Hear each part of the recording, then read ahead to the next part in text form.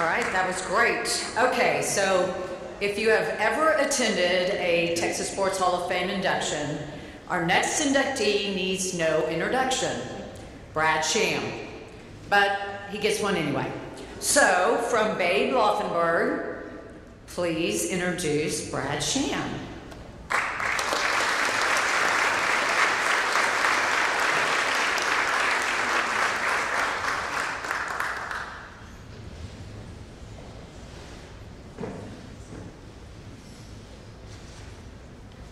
Boy, Kira said, for a man that needs no introduction, and I said, what the hell did I drive all the way down here for then? Hey, when Brad, first off, it's an honor, number one, to be here. It's an honor to induct my good friend, colleague, mentor at times, Brad Sham. But I do have to tell you, when he called me 2-3 months ago. We had a bad cell phone connection. And he said, I'm being indicted. And I said, what the hell for? And he said, inducted. And I said, I'm being inducted? I'm honored.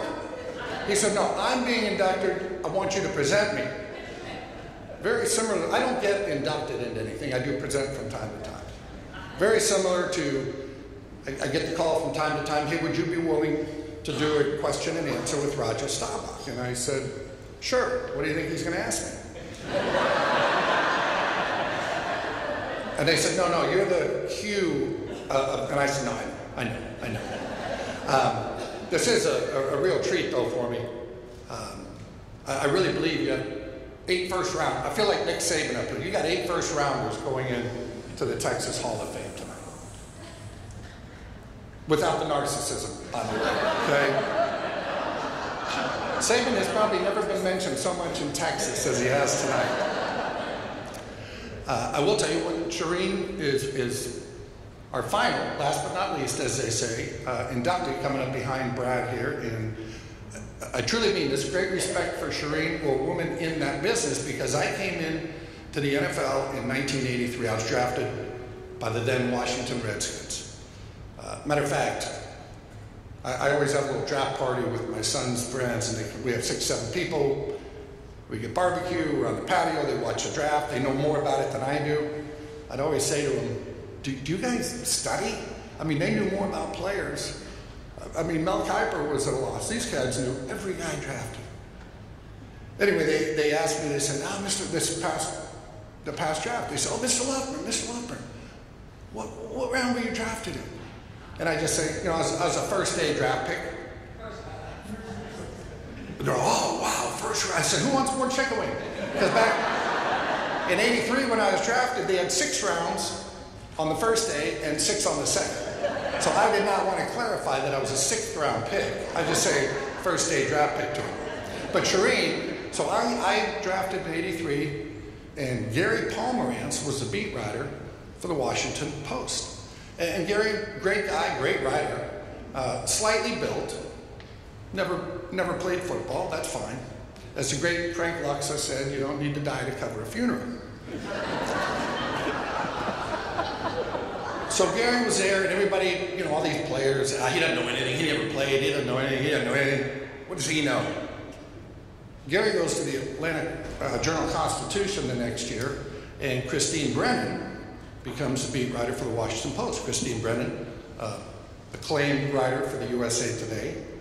So Christine comes in, and everybody said, what does she know about? At least Pomerantz knew football. And I was like, well, last year he said he didn't know anything. So I admire you going through those. I'm sure you know Christine, and she is actually a good friend of mine. So, and I got to tell you too, I am a fan of the newspaper. To this day, I subscribe.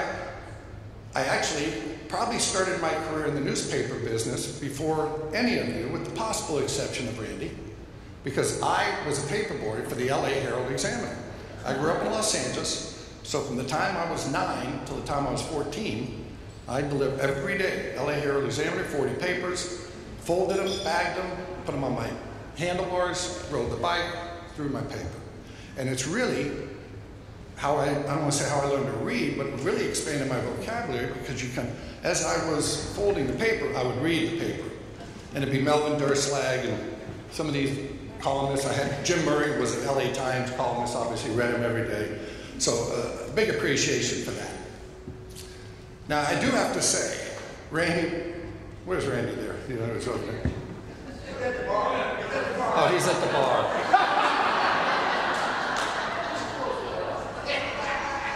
How many times has somebody said, "Where's Randy?" and the answer been, "He's at the bar"? But Randy said, when Randy came up and we all heard his speech, and I love Randy. He said, I don't deserve this. And did you notice, right when he got that ring, God agreed with him, and the heavens opened, and the hail came down, and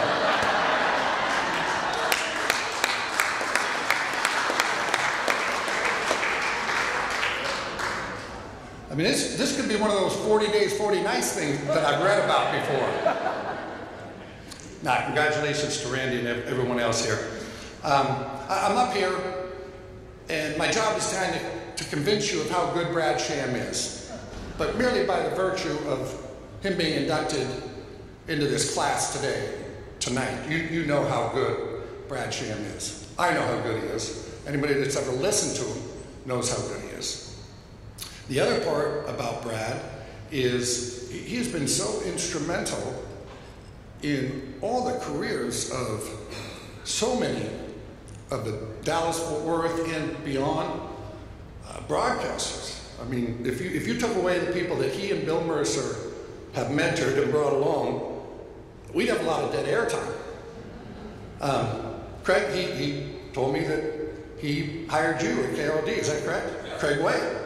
He said, biggest mistake of my life, by the way. But I said, hey, I listen to UT football. I think Craig does a heck of a job. I've worked with Craig. I like him. No, but here's what I love about Brad, too. They say, find out what you like to do and then figure out a way to get paid for it. And Brad is so passionate about his job and about calling football games. And he's so meticulous. The only problem is he occasionally will get a little emotionally invested in the game.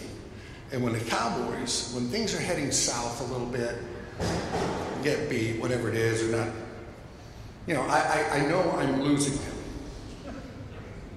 So if Philadelphia runs it in and goes up 30-10, it's middle of the fourth quarter, it's so-and-so to the right side, and yeah, just let him walk in. Why put a defense out there? Why? What? And I just know, okay, he's had it with what he is seeing on the field. And this is a true story. With Brad as my witness, and we'll get to break. I'll go ahead. Okay, so Philadelphia leading this one, 52-7. We'll be back in a moment.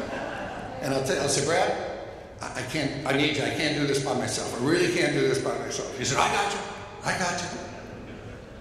The other thing I love about Brad, well, there's many things. Lovable guy, that Brad Sham. He will sit there and we will be getting ready for a game, and he will say, if the Giants beat Philly and Tampa Bay beats the Rams, the Cowboys would have a better NFC East record than Philadelphia. They'd also take the conference lead on Tampa because they have fewer divisional losses than Philly and fewer conference losses than Tampa. I'll say, Brad, it's week 3.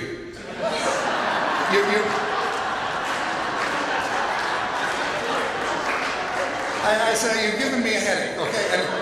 And if you ever listen to the broadcast, and it's the beauty of doing radio and Cowboys, and you've got your listeners, and we're not doing a national broadcast, he'll start in a little, and all on the air say, Brad, do you have some Excedrin? Do you have some Excedrin? It's a little joke. Anyway, it is an honor to work with Brad. I couldn't be more fortunate. I was obviously a player that kind of stumbled into this thing, and right out of the box, you work with Brad Sham. I mean, come on, that doesn't happen. So I would like you all to give a nice, big, warm round of applause to my loyal and devoted broadcast partner and our 2022 inductee into the Texas Sports Hall of Fame, Brad Sham.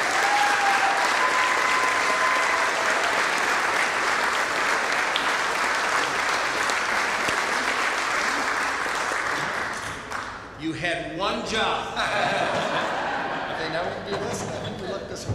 Thank you. Part of his job was to take it out of the box and open it up. Thank you, Bambino.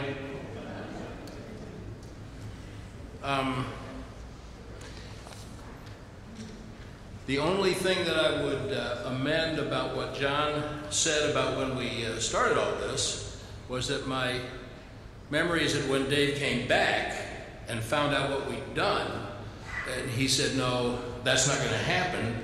And I believe that I was the one who said, Mr. Campbell, there's no one in here who does not admire and respect you. And on this matter, your opinion carries no weight at all. But John was right. This was not something that most of us in the room believed should happen very often because of the classification of those people who went in 2005. But here we are, and as you probably figured out, Babe and I are more than just work partners. We're family. But I actually have two families here supporting me tonight who I'm honored to thank. The first is my family of blood and choice, and I have put those folks through a bunch that they never signed up for, and yet here you are. And I'm beyond humbled. And by the way, and aside to my son, Paul, both Paul and his mother are much more comfortable outside the spotlight, but this seems an appropriate time to tell my son that I don't think you know what an inspiration and motivation you are to me. We don't talk about that really, but I think it's important that you know it.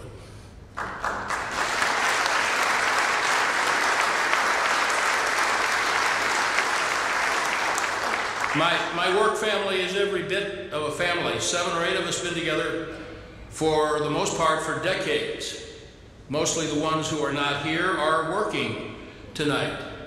Bob Thomas has been making me sound like I know anything about what I'm talking about for 33 of my 44 seasons going into this year, and I hope that I do an adequate job of letting all of you know how important you are to me.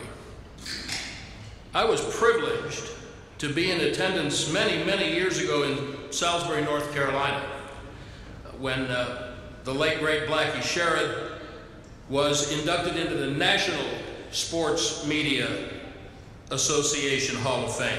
Now, Blackie really didn't like being in the spotlight, and he said that night he always felt like awards were like potholes. If you wander around the streets long enough, you're bound to fall into one or two sooner or later.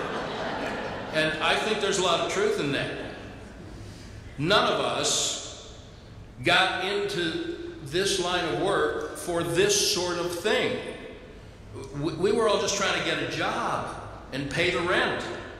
And God willing, it would be doing something that we enjoyed. But I won't lie, this is special. For one thing, I've been associated with this institution for 40 years. It bears special significance in my life. And this is a peer vote. Now, I don't know how anything could have more significance than the approval of your peers, folks who know exactly what doing these jobs is all about. That's just huge. And then the really big thing for me is these 7 other folks. Those faces up there. I mean, we all know each other. And I just would not have thought to put myself in this group. I am not trying to be overly humble. I'm just telling you the truth. If you'd given me a list of these 7 and said, these are the ones we're going to honor next, I'd have said, well, I think you got that just about right. And then if you'd said, oh yeah, we're going to put you in there too, I would have known just about what time you started drinking. This is, by the way, when it occurs to me why I really gave up golf 47 years ago, which is true. And y'all golfers, you are an optimistic lot. Because it doesn't matter how you really play, you can hit one good shot right on the sweet spot, and you will in every round you play. And that's the one you remember. That's how you see yourself. I'm more wired like a lot of football players I know. They can win 13 games, but the ones they remember are the 4 they lost. Now, I'm not happy about it, but that's just something about how I am.